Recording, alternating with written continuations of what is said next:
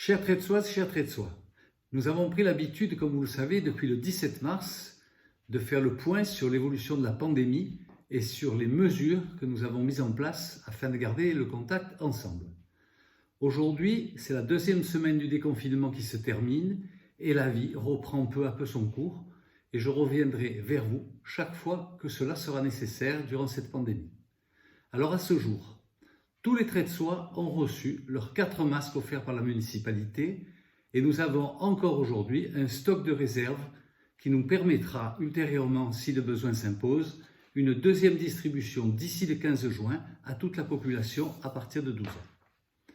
Ce matin, nous avons encore distribué des masques aux colombes pour les Tretsois qui n'avaient pu se rendre aux distributions effectuées le 7, 8 et 9 mai dans les bureaux de vote. Et nous avons également procédé aujourd'hui à la 8e distribution de matériel de protection aux professionnels exposés qui en avaient fait la demande et qui en manquent malheureusement toujours. L'aide alimentaire du vendredi se poursuit. Vous savez que celle-ci s'effectue le vendredi après-midi, donc cet après-midi à l'Olympe, organisée avec les bénévoles de la réserve civique de l'UST et son président Abdel Daoudi, en partenariat avec la mairie. Celle-ci se poursuivra tant que cela sera nécessaire pour aider les familles qui en ont besoin. Par ailleurs, nous avons continué l'attribution des subventions aux associations pour aider toutes les associations caritatives, sportives et culturelles à préparer la nouvelle saison. Je reste bien entendu aux côtés des associations qui sont le lien social intergénérationnel indispensable à la convivialité de notre commune. Donc cette semaine a été attribuée une somme de 160 800 €, soit 14% de plus que l'an dernier aux mêmes associations, qui représentent les sommes demandées par chacune d'entre elles pour leur fonctionnement général, hors bien sûr les événements exceptionnels qui n'ont malheureusement pas pu se dérouler compte tenu de la situation sanitaire sur notre pays.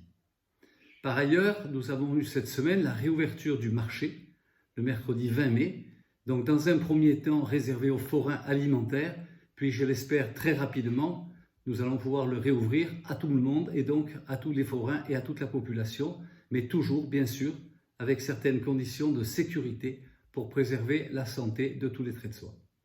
Et puis bientôt, j'espère aussi bien sûr, la réouverture des bars et des restaurants. On nous parle du 2 juin, j'espère que cette date sera confirmée rapidement.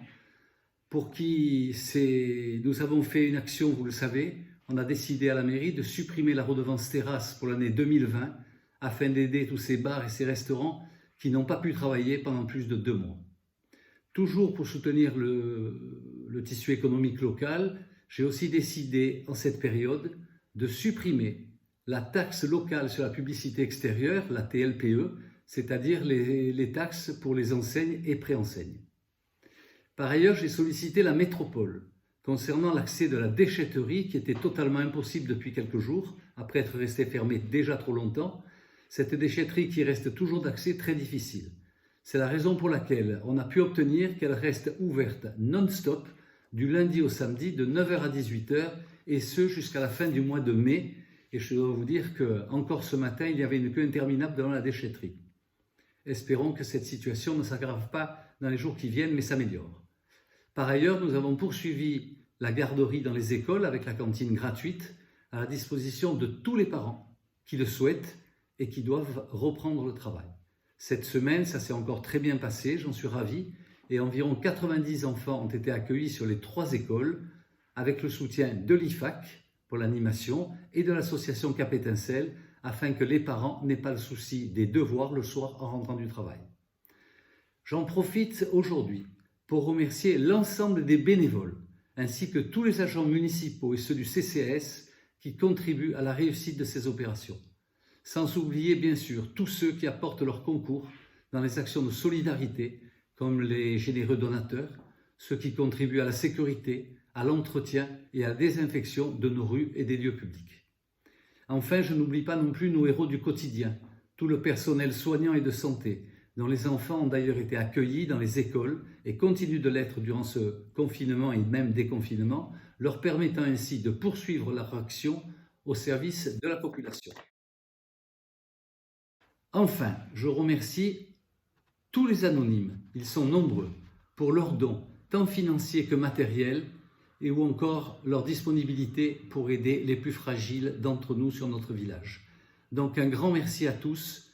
Continuez à prendre soin de vous et de vos proches. J'espère que nous sommes sur la bonne voie. À très bientôt.